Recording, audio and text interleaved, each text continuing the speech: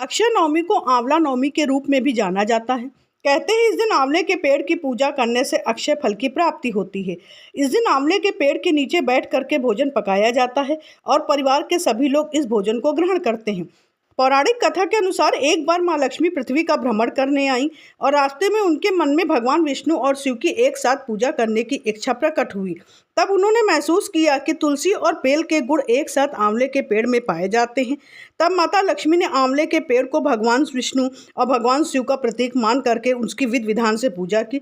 इस पूजा से प्रसन्न होकर भगवान विष्णु और शिव प्रकट हुए, जिसके बाद माता लक्ष्मी ने आंवले के पेड़ के नीचे भोजन तैयार किया और उसे भगवान विष्णु और भगवान शिव को परोसा, जिसके बाद इस भोजन को स्वयं प्रसाद के रूप में ग्रहण किया। कहते हैं जिस दिन ये घटना हुई उस दिन कार्तिक शुक्ल की नवमी तिथि थी और तभी से आंवले के पेड़ की पूजा शुरू हो गई। ऐसी ही रोचक जानकारियों के लिए मेरे चैनल को लाइक शेयर सब्सक्राइब करिए।